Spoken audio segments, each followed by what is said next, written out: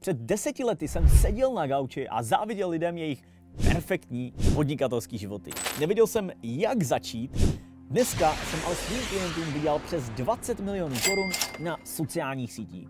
V tomhle videu si ukážeme, jak založit vlastní podnikání za 48 hodin, co k tomu potřebuješ a jak to udělat bez peněz. Zkrátka, jak začít podnikat, když jsi úplný začátečník. Máš 5 vteřin na to, abys dal odběr a napsal do komentářů svůj podnikatelský nápad. Začátek podnikání může být pro spoustu lidí velký strašák. Krok do neznáma je vždycky spojený s nejistotou, proto vám v tomhle videu ukážu, jak to můžete udělat krok po kroku. První věc, která spoustu lidí odrazuje od začátku podnikání, je, že potřebují dokonalý nápad. Něco revolučního, co ještě nikdo neudělal. Ale to vůbec, ale že vůbec není pravda. Klíčový je hlavně začít, protože já osobně neznám nikoho, kdo by uspěl se svým prvním nápadem. Ale znám spoustu lidí, kteří neuspěli, i když měli super nápady, protože prostě nikdy nezačali. A reálně nemůžeš uspět, když nezačneš. Ukážu vám to na mým konkrétním příkladu, protože můj první online business bylo psaní článků o fotbale. Nic jsem sice nevydělával,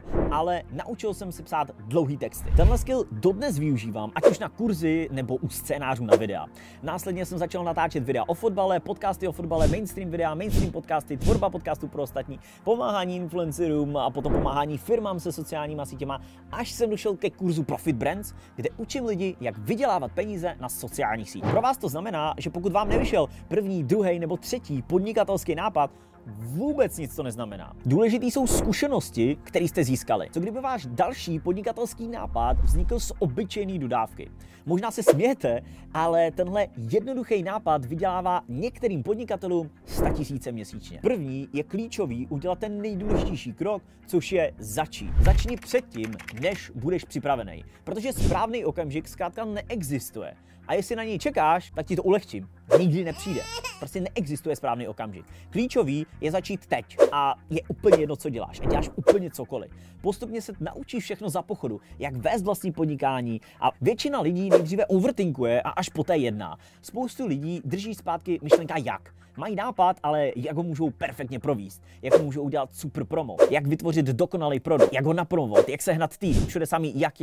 Často jsou to ale kroky, které jsou rok, 2 nebo klidně 5 let dopředu, který na začátku vůbec, ale že vůbec nemusíte řešit. Mnohem lepší otázka je, jak je první krok, který můžu udělat k tomu, abych začal. Následně uděláte první krok a poté se objeví další a další a postupně se to bude postupně nabalovat. Proto zbytečně neoverthinkujte a raději se soustřeďte na malý kroky, se kterými můžete začít teď hned. A potom na krok, který máte udělat dál a potom dál a potom dál. Já věřím, že v každém z nás je podnikatel. Napiš do komentářů, co tebe brzdí od toho, aby si začal. A dávejte pozor, tohle je nejčastější chyba, kterou dělají začátečníci a podnikatelé při testování svých nápadů. Naštěstí existuje způsob, jak se téhle chybě vyhnout. Klíčová myšlenka, se kterou bych začal, je nehledat perfektní příležitost nebo revoluční biznis, ale spíše bych se zaměřil na to, co lidi trápí, jaký problém můžete vyřešit, jak můžete zlepšit kvalitu jejich života v jakýmkoliv směru.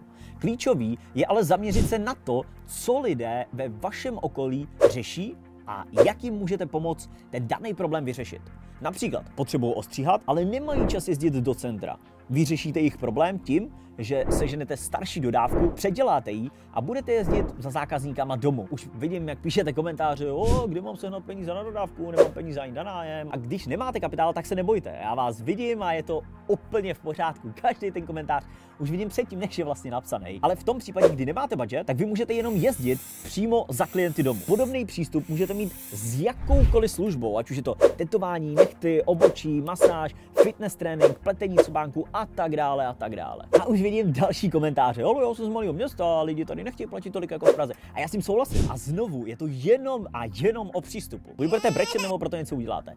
A stačí si buď našetřit na tu dodávku a vy klidně můžete dojet do Prahy, Brna, Ostravy, Plzně nebo jiného velkého města, kde lidi jsou ochotní platit.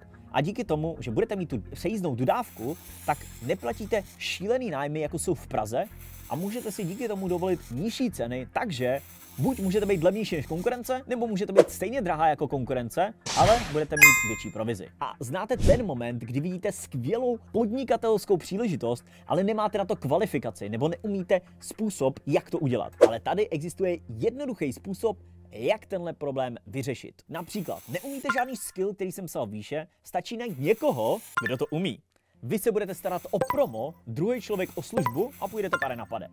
Win-win situace pro obě strany, navíc dodávek můžete mít do budoucna třeba 10, 15, 20, jako není limit, pokud najdete správný lidi a máte brutální biznis, který vám vydělává 100 000 měsíčně. Každopádně, ať už budete chtít začít jakýkoliv biznis, je důležité si zjistit, jestli je dostatek lidí, kterým vaší službou vyřešíte v problém. V mém případě jsem věděl, že lidi potřebují téměř k jakýmukoliv podnikání sociální sítě.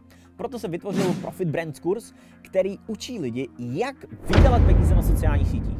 Tím jsem vyřešil problém podnikatelů, jak získat pozornost na sockách a podobně bych doporučil i vám přemýšlet nad vaším biznisem. Prvně najít problém, který lidi trápí a poté přijít s řešením a následně ho správně odpromovat. Stejně jako v podnikání, čím více dat máte, tím lépe se rozhodujete. Proto odebírejte můj účet a buďte vždycky o krok napřed. Další otázku, kterou bych si položil při výběru dalšího biznisu, je, jestli vaši budoucí klienti mají peníze. Například, pokud budete cílit na studenty nebo hodně mladí lidi, je menší šance, že budou mít kapitál, aby vám zaplatili za vaši službu. Oproti tomu, pokud budete cílit na podnikatele, tak je mnohem větší šance, že budou mít peníze, takže budou mít možnost za vaše řešení problémů zaplatit. Zároveň je důležitý znát svého zákazníka. A je to samozřejmě klišé, ale zároveň je to velká pravda. Například, pokud budou vaši zákazníci podnikatelé, nejlepší, co můžete udělat, je se s nimi potkat nebo s nimi poslouchat podcasty a zjistit, jaký jsou vlastně jejich problémy. Zjistit, co je nejvíce trápí, nebo třeba v jaké oblasti nejsou spokojení a vy byste to mohli vyřešit. Díky těmhle otázkám můžete přijít na problémy, které by vás samotné nenapadly a díky tomu můžete dostat nápad na váš biznis a následně tyhle problémy začít řešit a samozřejmě za ně inkasovat peníze. Pokud vám dám například firmu Rohlík. Lidé nechtěli ztrácet čas tím, že chodí nakupovat. Tak vznikl Rohlík, který řeší jejich problém a nákup jim přinese až domů. V době covidu se nešlo dostat do restaurací, vznikl teda problém a více se rozjeli jako firmy Dáme jídlo, který řešili problém lidí, že nemůžou ven, ale chtějí si dopřát jídlo z restaurace. Nebo v minulosti fungovaly taxíky, který bylo těžký sehnat, mohli vás okrást a navýšit cenu. Proto vznikl Bolt, který vám dá předem pevnou cenu a zároveň máte jméno řidiče, značku a číslo auta, takže tím vyřešili i problém bezpečnosti a umělého zvyšování cen. A mohl bych pokračovat dál a dál. Podnikání je pouze o řešení problémů ostatních lidí. Existují jednoduchý trik, jak poznat, jestli vaši potenciální zákazníci opravdu zaplatí za vaši službu. A není to to, co si myslíte. Jednoduchá varianta je zeptat se přátel. Například, byl podle vás dobrý nápad udělat uklízecí firmu, která by sice byla trochu dražší, ale provonila by ti celý byt? Obecná odpověď bude ano. Málo kdo má totiž tak upřímný kamarády, aby mu řekli, že ne. Ale jak můžete zjistit, zda je nápad opravdu kvalitní? Zeptejte se jich na peníze. Například, byl by podle tebe dobrý nápad udělat uklízecí firmu, která by sice byla dražší, ale provonila by ti celý byt? Jestli jo, pošli mi na účet 1000 korun a poté se domluvíme na datum, kdy bychom mohli poprvé přijít. Spoustě lidem je blbé říci ne na váš nápad, nechtějí vás totiž urazit, ale pokud je požádáte o peníze, situace se okamžitě změní a obrátí. V ten moment zjistíte, co si o vašem nápadu doopravdy myslí. Na druhou stranu se určitě nenechte odradit tím, že vám 10 lidí řekne, že ne. Jde o to, zda se budete ptát správných lidí. Například, pokud byste se mě ptali, že se mi budete starat o květiny, tak nebudu mít zájem, protože žádný nemám. Ale to neznamená, že je to špatný biznis. Pouze se ptáte špatný cílový skupiny. Pokud se dneska něco naučil, napiš mi komentář pro algoritmus a klikni teďka na odběr se zvonečkem pro více podobných videí. Zároveň se neboj pustit si video víckrát, vypsat si věci, které se ti můžou hodit pro tvoje podnikání a dělej si poznámky, které můžeš i v budoucnu využít. V popisu videa je můj návod zdarma, kde ve 45 minutách vysvětlu, jak se živit na sociálních sítích. Je to úplně zdarma, odkaz najdeš v popisku pod videem.